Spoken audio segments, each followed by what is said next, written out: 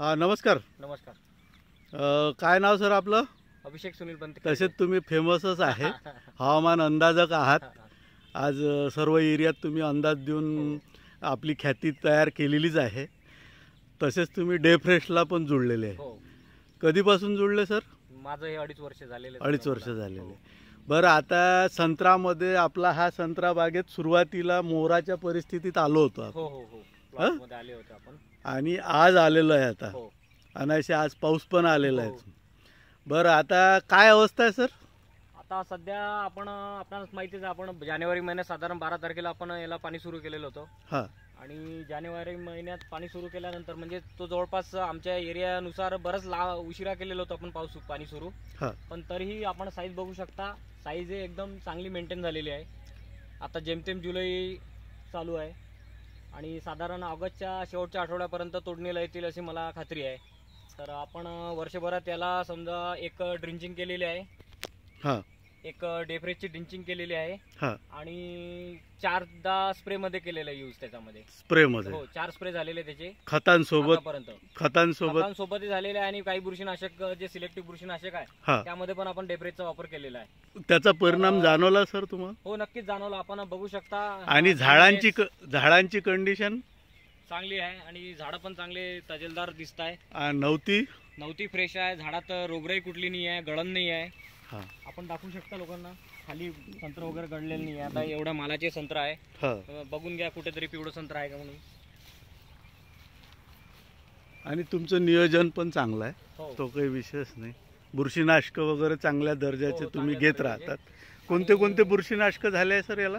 आता याला कालच ॲझोक्सिस्ट्रॉबिन डायफेनोकोनाझोलची बुरशीनाशक स्प्रे झालेला आहे. थोडंसं त्या पट्ट्यामध्ये साईज लहान असल्या कारणानं आपण त्याला 0050 टाकलेलं आहे त्यामध्ये. आणि कीटकनाशक मध्ये मातीसाठी घेतलेले आहे. आणि खूप सुंदर माल तयार झालेला आहे.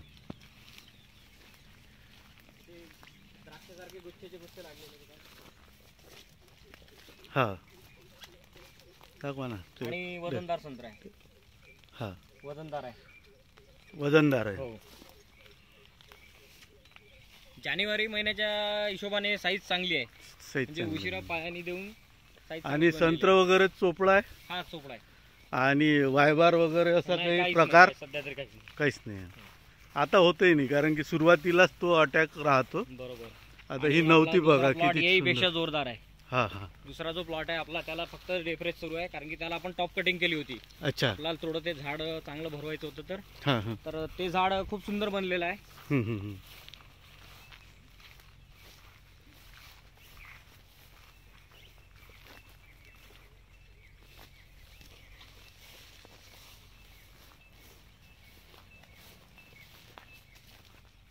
म्हणजे आता वाकायला लागले झाड. हो, आता वजन झाडं बांधावं लागतील काही झाडं. बरोबर.